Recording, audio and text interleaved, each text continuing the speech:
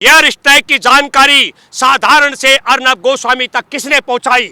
या तो प्रधानमंत्री नरेंद्र मोदी ने पहुंचाई है, या तब के रक्षा मंत्री निर्मला सीतारमण ने पहुंचाई है, या तब के गृह मंत्री रहे राजनाथ सिंह ने जानकारी पहुंचाई है, या बीएस धनोला जो वायुसेना प्रमुख थे उन्होंने पहुंचाई, या एनएसए की अगुवाई करने वाले अजीत डोभाल ने पहुंचाई है। देशद्रोह का मुकदमा दर्ज होना चाहिए। देश के प्रधानमंत्री, देश के गृह मंत्री, रक्षा मंत्री, वायुसेना प्रमुख और एनएसए प्रमुख को हमारे देश में देशद्रोह का मुकदमा दर्ज होकर के निष्पक्ष जांच होनी चाहिए। जो हमारे को खालिस्तानी और पाकिस्तानी बता रहे थे, आज अर्नब गोस्वामी जो नरेंद्र मोदी का खास आदमी है, उसकी पोल खोल हो चुकी है।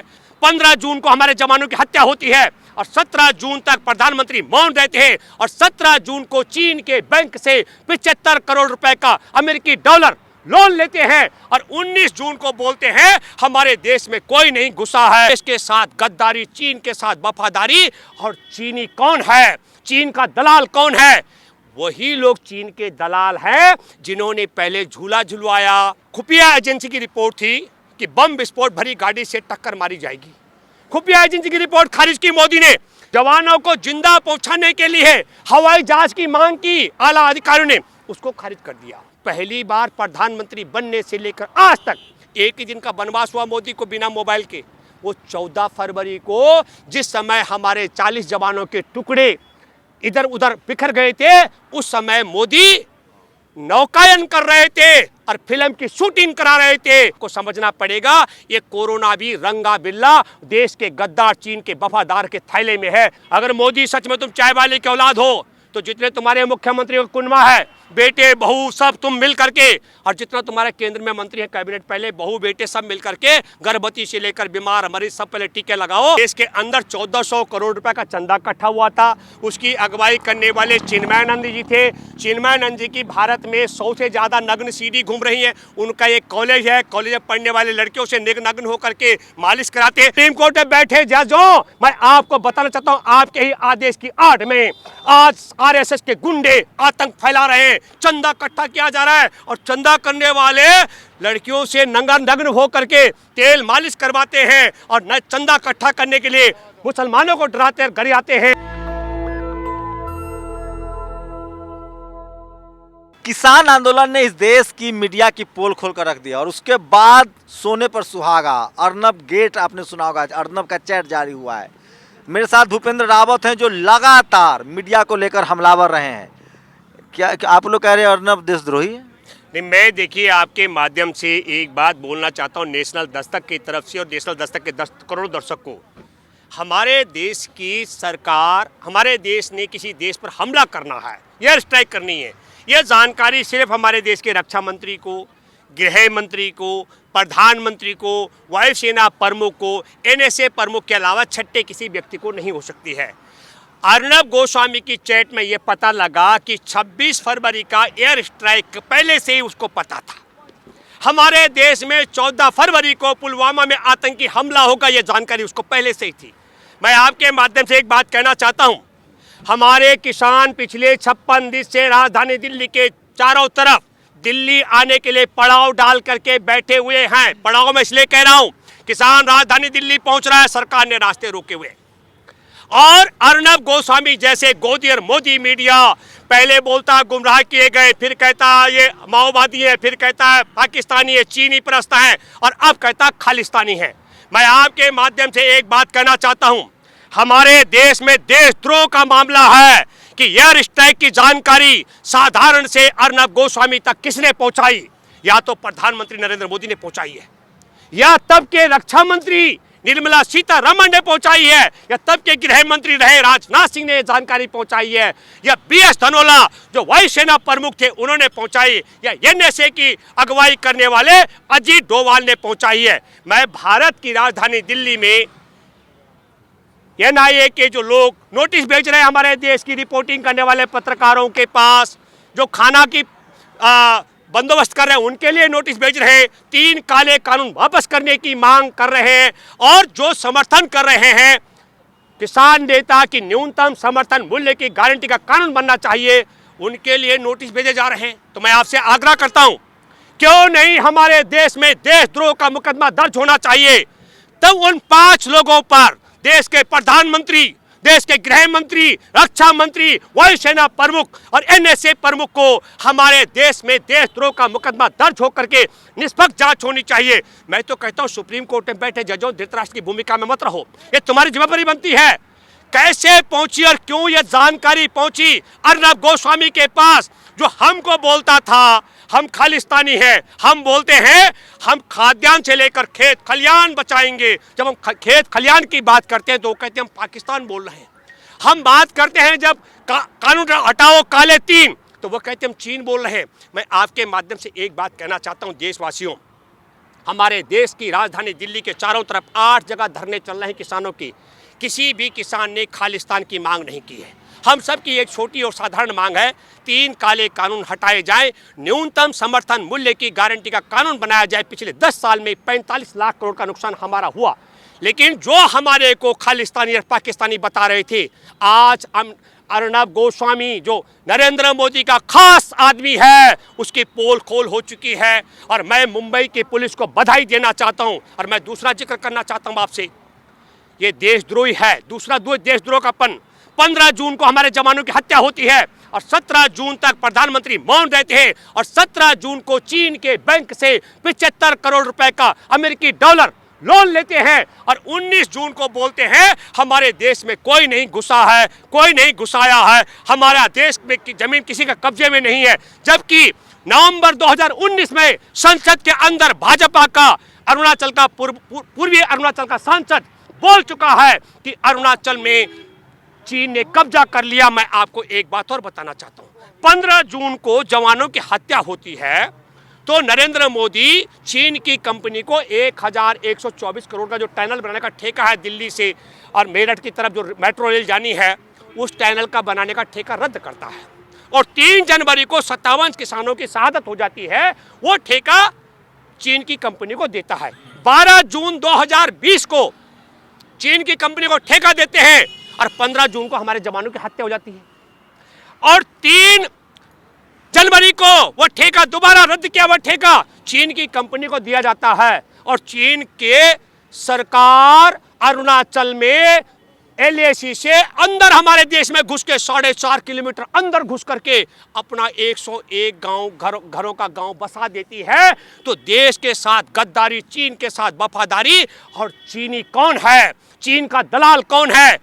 वही लोग चीन के दलाल हैं जिन्होंने पहले झूला झुलवाया, दुश्मन देश से अपने जवानों को निहत्था मरवाया, दुश्मन देश को 1124 करोड़ का ठेका दिलवाया और अपने किसानों की हत्या करवाई। इससे बड़े देशद्रोही कोई हो सकते हैं? जिन्होंने हमारे देश की सुरक्षा की जानकारी साधारण पत्रकार तक उपलब्ध कराई, उनसे बड़ा कोई देशद्रोही हो सकता है क्या? इसलिए मैं दोबारा अपील करता हूं सुप्रीम कोर्ट में बैठे मुख्य न्यायाधीश जी, आपसे और पूरे जजों से, मत डरो, सब लोया की तरह मारे नहीं जाओगे। और अगर तुमने बलात्कार नहीं किया तो जस्टिस गोगोई की तरह बलात्कार के मामले फंसाए नहीं जाओगे। मैं दावे से कह रहा हूं पूरा देश आपके साथ खड़ा हो जाएगा। एक बार इन देशद्रोहियों के खिलाफ मुकदमा दर्ज करके और जांच कराइए। देशद्रोही मोदी ने किया कि देशद्रोह राजनाथ सिंह ने किया, सीतारमण ने किया, बीएस धनोला ने किया या अजीत डोभाल ने किया? मैं अजीत डोभाल के विषय में बोलना चाहता हूं। अजीत डोभाल का बेटा सैयद अली अब्बास है पाकिस्तानी, उसके साथ मिलकर धंधा करता है। और आपको बताना चाहता हूं, आपको याद दिलाता हूं, हमारे देश का प्रधानमंत्री दिसंबर 2016 में 25 तारीख को चुपके से पाकिस्तान गया था और 2 जनवरी 2000 को नेक्स्ट हमारे देश पर पठानकोट में एयरबेस पर हमला हुआ था। मैं आपके माध्यम से कहना चाहता हूं, पाकिस्तान में सैयद अली अब्बास वहां के आतंकवादियों को फाइनेंस करता है और आरएसएस के इशारे पर काम करता है। और मैं लास्ट बात कहना चाहता हूं, पुलवामा को लेकर खुफिया एजेंसी की रिपोर्ट थी कि बम विस्फोट भरी गाड़ी से टक्कर मारी जाएगी। खुफिया एजेंसी की रिपोर्ट खारिज की मोदी ने। जवानों के साथ गद्दारी, देश के साथ गद्दारी है। दूसरी बात, जवानों को जिंदा पहुंचाने के लिए हवाई जहाज की मांग की आला अधिकारियों ने, उसको खारिज कर दिया। और तीसरी बात, 3700 जवानों को उस सड़क पर एक साथ चलाया जहां से गुजरना खतरनाक था। और चौथी बात, पहली बार प्रधानमंत्री बनने से लेकर आज तक एक ही दिन का वनवास हुआ मोदी को बिना मोबाइल के, वो 14 फरवरी को, जिस समय हमारे 40 जवानों के टुकड़े इधर उधर बिखर गए थे, उस समय मोदी नौकायन कर रहे थे, और फिल्म की शूटिंग करा रहे थे। इस चारों क्रोनोलॉजी को आपको समझना पड़ेगा। एक दूसरी बात, 17 दिसंबर को सुप्रीम कोर्ट ने कहा कि बल प्रयोग नहीं होगा, और 3 जनवरी को शाहजहांपुर में 200 से ज्यादा आंसू गैस के गोले हमारे किसानों पर दागे गए। क्यों? क्योंकि 3 जनवरी को चीन की कंपनी को ठेका दे दिया। दैनिक जागरण ये समाचार छाप रहा था, 8:52 पर छापा है। 3 जनवरी को क्रोनोलॉजी क्या थी? किसानों पर बम वर्षा करेंगे, 4 तारीख को किसान बहिष्कार कर देंगे। और मैं दूसरी क्रोनोलॉजी बताता हूं, 31 मई 2019 को 10वीं बार ईडी के पास पेश हो चुका था। क्या उसका रॉबर्ट वाड्रा अज्ञात संपत्ति को लेकर, और अचानक में 4 जनवरी को रॉबर्ट वाड्रा के ऑफिस में छापा मारता है आयकर विभाग। इस क्रोनोलॉजी को आप समझिए। भारत का प्रधानमंत्री चीन की कंपनी को ठेका देता है, ध्यान भटकाने के लिए आंसू गैस के गोले किसानों पर बरसाता है, और आयकर का छापा वाड्रा के घर डलवाता है ताकि टेलीविजन में कोई ये सच्चाई न जा सके। तो मैं आप सबसे कहना चाहता हूँ, जिसने हमारे जवानों की हत्या की, 21 जवान शहीद हो चुके हैं उनमें से, और 75 घायल हुए, उस देश को ठेका देना देश के साथ गद्दारी है कि वफादारी? 4.5 किलोमीटर अंदर कब्जा कर चुका है, गांव बसा चुका है, डोकमाल में भी कब्जा कर चुका है, एलएसी की सीमा बदल चुकी है। और मैं आखिरी बात कहना चाहता हूं, जो सेना में ईमानदार हैं और जो यहां हमारे देश की तोता बना चुका है ईडी को, एनआईए को, सीबीआई को, आईबी को, और हमारे देश की सेना को भी, और मैं दुख और अफसोस के साथ कहता हूं, सुप्रीम कोर्ट को तोता बना चुका है। मैं आप सब लोगों से अपील करता हूं, देश के लोग एकजुट हो जाओ ताकि हमें तोता बना चुके सीबीआई से लेकर एनआईए तक, और हमारे देश में ईडी से लेकर के और आयकर विभाग को तोता बना चुका है, मीडिया को तोता बना चुके हैं, और सुप्रीम कोर्ट में बैठे जजों को भी तोता बना चुके हैं। वो तोता से मुक्ति कराने के लिए भी इस किसान आंदोलन की मजबूती देना आप सब लोगों के लिए बहुत जरूरी है। जय किसान। और एक और किसान, किसान। और एक और बात मैं कहना चाहता हूं आपको जोर से, हमारे देश में कोरोना की आड़ में 27 लाख करोड़ का नुकसान हुआ, लेकिन आप सब लोगों से कहना चाहता हूं 56 दिन हो गए हमारे यहाँ किसान दादा दादी अपना बेटा बहू और पोता पोती के साथ, बेटी दामाद और ध्योता ध्योती के साथ हैं। किसी को कोरोना हुआ क्या? और कोई कोरोना का भय नहीं है। इस क्रोनोलॉजी को आपको समझना पड़ेगा। ये कोरोना भी रंगा बिल्ला देश के गद्दार चीन के वफादार के थैले में है। जब चाहता है कोरोना का डर दिखाता। आप कहते हैं कि टीका आ गया, और मैं आखिरी बात करना चाहता हूं, वो कह रहे सबको टीका लगना चाहिए पर अपनी देह पर नहीं लगा रहे। अभी आपको बताता हूं, टीका बनाने वाली भारतीय कंपनी ने कह दिया जिसकी इम्यूनिटी पावर नहीं है, जो शरीर से कमजोर है, वो टीका मत लगाना, जो गर्भवती है वो टीका मत लगाना, जो दूध पिलाते हैं बच्चों को टीका मत लगाना, जो बीमार लोग हैं वो टीका मत लगाना। भाई टीका किसको लगाओगे? हमारे दिल्ली में 66 लाख लोगों को कोरोना हुआ, सीरो सर्वे, और अपने आप ठीक हो गए, पता नहीं लगा उनको। मुंबई में 77 लाख लोगों को कोरोना हुआ। तो जिन लोगों को कोरोना से कोई डर नहीं है वो टीका लगाएंगे ताकि मोदी और मोदी की कंपनी का धंधा चलता रहे। इस क्रोनोलॉजी को भी आपको समझना पड़ेगा। और दुख और अफसोस की बात है कि सरकार कहती है सब टीका लगाएंगे, और जो कंपनी टीका बनाने वाली है वो कह रही नहीं सब नहीं लगाएंगे। जो कमजोर है वो नहीं लगाएगा, जो बीमार है वो नहीं लगाएगा, गर्भवती वो नहीं लगाएगा। तो हमको ये लगता है कि एक काम करना चाहिए, अगर मोदी सच में तुम चाय वाले की औलाद हो तो जितने तुम्हारे मुख्यमंत्री का कुनबा है, बेटे बहू सब तुम मिल करके, और जितना तुम्हारे केंद्र में मंत्री है कैबिनेट, पहले बहू बेटे सब मिल करके, गर्भवती से लेकर बीमार मरीज सब पहले टीके लगाओ। हमारे देश को तुम पहले बेरोजगारी से मारोगे, जवानों को सीमा पे मरवाओगे, किसान को राजधानी में मरवाओगे, और जो बचे कुचे हैं उनको तुम इंजेक्शन से मरवाना चाहते हो क्या? ये बात मैं इसलिए कह रहा हूँ, प्रमाणिक तौर पर टीका बनाने वाली कंपनी ने कह दिया है उनके लिए खतरनाक है जो गर्भवती हैं, उनके लिए खतरनाक है जो दूध पिलाते हैं, उनके लिए खतरनाक है जो पहले से बीमार है और जिनमें इम्यूनिटी कम है। और आखिरी बात, हमारे देश में जहाँ भूख से मरते हैं लोग, इंजेक्शन से क्या ताकत आ जाएगी क्या? और सबको अनाज दो यार खाने के लिए। जी, ये किस किस पत्रकार को नोटिस आया है ना? इन्हें का देखिए, जिन पत्रकारों को आया वो सब भले सुने बताओ, जो हमारी रिपोर्टिंग कर रहे हैं ईमानदारी के साथ, आपके जैसे आपका भी नंबर आने वाला है, उन सबको नोटिस आए हैं। और मैं एक और बात बताना चाहता हूं आपके माध्यम से, लंगर व्यवस्था गुरु नानक जी ने शुरू की थी। लंगर की बात अगर करते हो मोदी, तो हमारे विश्व में 700 करोड़ की आबादी को, मेरे लिए फक्र की बात है, हमारे देश से निकले सिख संगत ने पूरे विश्व में लंगर चलाए, किसी को भूखा नहीं सोने दिया। और लंगर की व्यवस्था कोई नई नहीं है। जंतर मंतर पर जब हमारा धरना प्रदर्शन चलता है, हजारों की संख्या में हम बंगला साहिब से लेकर के रकाबगंज गुरुद्वारे में जाकर कार सेवा भी करते हैं। हिंदू मुस्लिम सिख ईसाई, मैं आपको बताता हूँ, नवाजी टोपी पहना हुआ व्यक्ति और हाजी जाकर बंगला साहिब में रोटी बनाते बेलते हैं, कोई आपत्ति नहीं है। ये तो जब तक मानव सभ्यता रहेगी, जब तक मानव सभ्यता रहेगी, तब तक हमारे देश में लंगर व्यवस्था गुरु नानक जी के वंशजों का कायम रहेगी। रावत जी, आप लोगों को तो अभी मंदिर बनाने के लिए चंदा वसूली में जुटना चाहिए। आप लोग राष्ट्रद्रोही हैं, आप लोग कट्टर हिंदू नहीं हैं। चंदे के लिए जो आपने बात की, चंदा वालों सुन लो, हमारे देश के अंदर 1400 करोड़ रुपए का चंदा इकट्ठा हुआ था। उसकी अगुवाई करने वाले चिन्मयानंद जी थे। चिन्मयानंद जी की भारत में 100 से ज़्यादा नग्न सीढ़ी घूम रही है। उनका एक कॉलेज है, कॉलेज में पढ़ने वाले लड़कियों से नग्न होकर के मालिश कराते हैं। तो क्या शंभू जी, आपने मंदिर का ठेका लिया क्या? आप चंदा इकट्ठा करवाएंगे और ये चंदे से नग्न होकर लड़कियों से मालिश करवाएंगे? अरे भाई, पहले एक काम करिए, सुप्रीम कोर्ट के आदेश से मंदिर का फैसला हुआ बनाने का, सुप्रीम कोर्ट में बैठे जजों, मैं आपको बताना चाहता हूं, आपके ही आदेश की आड़ में आज आरएसएस के गुंडे आतंक फैला रहे हैं। 1000 साल से ज्यादा हो गए, जिनके पूर्वजों ने इस्लाम स्वीकारा था, उनके वंशजों को गाली निकाल रहे हैं। इनको रोकने की जिम्मेदारी किसकी है? अरे सुप्रीम कोर्ट में बैठे जज कह रहे हैं हम कानून के लिए कमेटी बनाएंगे। मूर्खता की बात है। अरे कमेटी बनाओ, जो फैसला तुमने किया, तुम्हारे फैसले की आड़ में चंदा इकट्ठा किया जा रहा है और चंदा करने वाले लड़कियों से नग्न हो करके तेल मालिश करवाते हैं और न चंदा इकट्ठा करने के लिए मुसलमानों को गरियाते हैं और डराते हैं, धमकाते हैं। आखिरी बात मैं कहना चाहता हूँ शंभू जी, जब किसान एकता ताकतवर हो चुकी है तो इनको लगा, पहले इन्होंने कहा हिंदू सिख चलाएंगे, वो फेल हो गया। फिर इन्होंने कहा खालिस्तानी चलाएंगे, वो फेल हो गया। अब इन्होंने कहा चंदे के नाम पर हम मंदिर मस्जिद चलाएंगे। मैं आपको बताता हूँ, मंदिर भगवान राम का नाम, ये नालायक लोग हैं। मैं आपको बताना चाहता हूँ, भगवान राम ने अपने साथ बंदर, भालू, गिद्ध को रखा था। अरे मूर्ख नालायकों, तुम इंसान से इंसान में नफरत लाते हो। तुम तो रावण के वंशज के लायक भी नहीं हो, ये मैं कह सकता हूँ। तो मतलब मोदी जी पर भरोसा नहीं है आप लोग? किस बात का भरोसा? जिस आदमी ने 40 साल, एक मिनट, जिस आदमी ने 40 साल भीख मांगी, चीनी को झूला झुलाया, हमारे जवानों को, देखिए क्रोनोलॉजी, बिहार का चुनाव था, बिहार रेजिमेंट के जवानों को निहत्था मरवाया, और जिसने अरुणाचल पे कब्जा करवा दिया और धारा 370 हटाकर, मैं बताता हूं आपको, ट्विटर ने लद्दाख को चीन का हिस्सा दिखाया और डोनाल्ड ट्रंप के बेटे ने 3 नवंबर को हमारे जम्मू और कश्मीर को पाकिस्तान का हिस्सा दिखाया। और ये उसको जिताने के लिए करते हवन करेंगे, हवन करेंगे, हवन करेंगे। किसको? अपने जीजा को जिताने के लिए।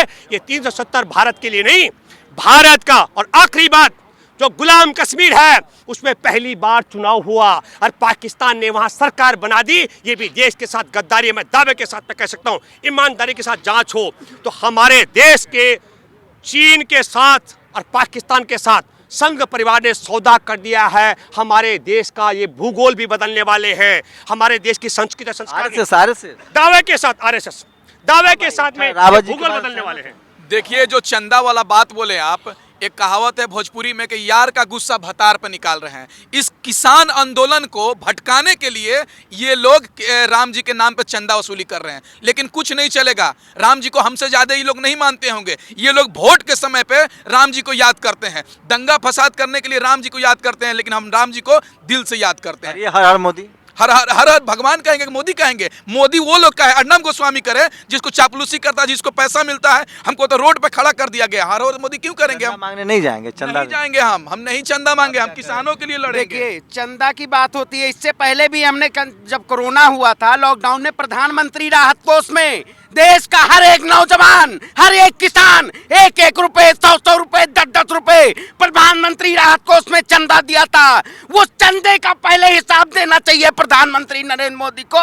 अभी जो मौजूदा, मैं अयोध्या की धरती, मैं बस्ती से रहने वाला हूँ, मक्षेत्र मखौड़ा आप जानते होंगे, राजा दशरथ जी ने वहाँ से पुत्र रतन की प्राप्ति के लिए वहाँ पे यज्ञ किया था। मैं वहाँ से आता हूँ। अयोध्या हनुमानगढ़ी में साकेत महाविद्यालय से पढ़ा हुआ हूँ। मैं भगवान के राम और ब्राह्मण कुल से हूं। मैं मुझे पता है राम भगवान मानने से होता है। राम किसी पार्टी का नहीं है, राम भाजपा का नहीं है, न राम कांग्रेस का है। राम सभी के आस्था में बसते हैं। मोदी जी तो कट्टर हिंदू है, आपको भरोसा नहीं है? मोदी कट्टर हिंदू है, पंडित हम हैं, जीने भी जाते हैं, खाते हैं, मरने के बाद भी खाते हैं। हम भी ब्राह्मण हैं, हम भी भगवान को मानते हैं। आप भगवान के नाम पे सिर्फ और सिर्फ राजनीति करते हैं। आप एक व्यापारी हैं, और जो गुजरात से पहुंचे सेवन लोग कल्याण मार्ग पे बैठ के देश का व्यापार चल रहा है। ये व्यापारी है, सबूत है? व्यापारी ऐसा सबूत है। आप देखिए 2011 में जब बाबा रामदेव की कंपनी आयुर्वेद पतंजलि आयुर्वेद थी, 100 करोड़ की कंपनी थी। 2014 में जब 30,000 करोड़ चुनाव प्रचार में अबानी और अंबानी ने पूरा समर्थन किया, पूरा मोदी की ब्रांडिंग की, मोदी का नाम बनाया गया।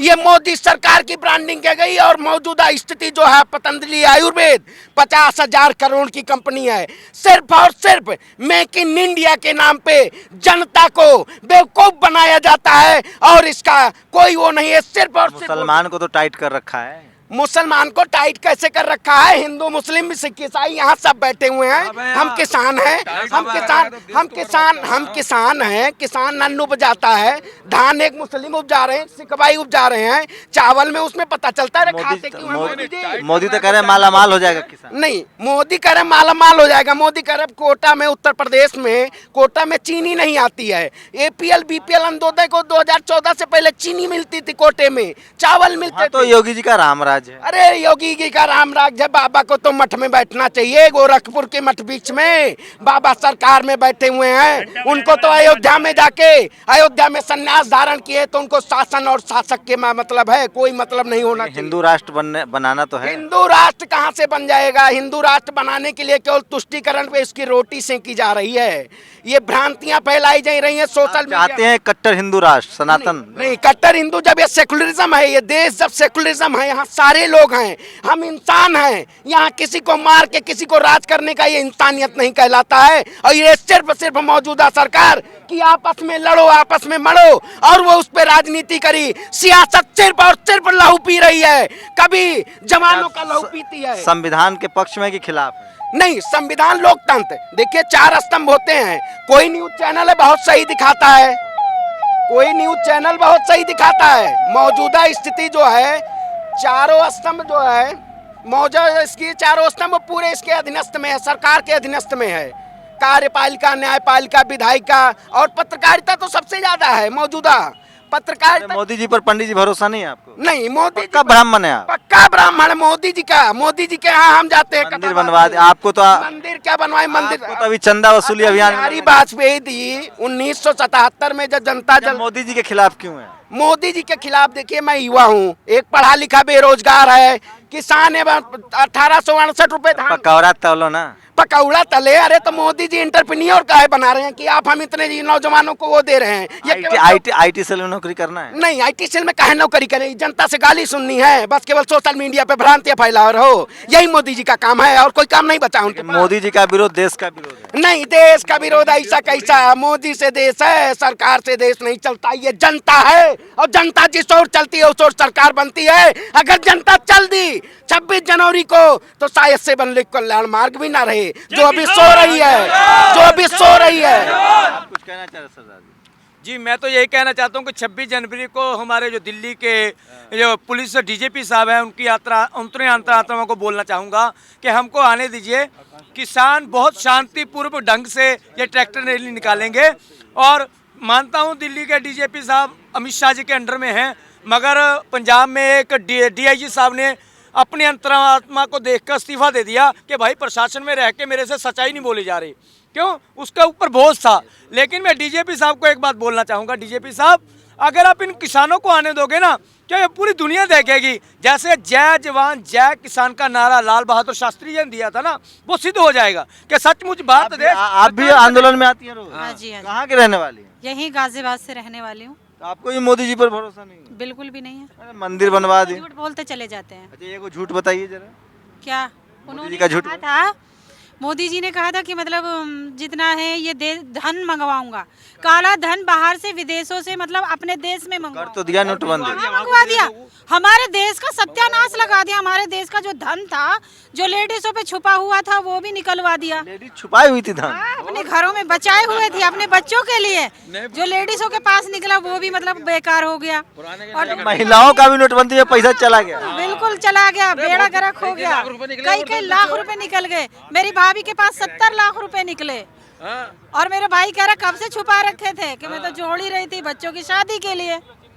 लेकिन सबके मोदी जी किसके लिए चोरी करें? उनको तो बाल ना बच्चा, बीवी के, देश के लिए परिवार छोड़। मोदी जी जो कर रहे हैं ना, मोदी जी के लिए अडानी है, अंबानी है, उन्होंने तो सपना देखा था। मोदी जी ने एक सपना देखा था। वो सपना देखा था मैं एक प्रधानमंत्री बनूं, ठीक है। उन्हें तो प्रधानमंत्री बनने का सपना था और उन्होंने तमाम पैसा जो है मतलब जो पैसा लगाया अडानी अंबानी ने, उन्हें फॉलो करने के लिए। आप खुश नहीं है पीएम? बिल्कुल भी नहीं है। अगर पीएम साहब, ये है किसान आंदोलन में आए लोगों की राय। आप इनसे सहमत हैं या असहमत हैं? अपनी प्रतिक्रिया जरूर दीजिए। शुक्रिया। कि आपसे गुजारिश है कि अगर इसको बचाना चाहते हैं तो नेशनल दस्तक को सब्सक्राइब करने के लिए रेड कलर के सब्सक्राइब बटन को दबाएं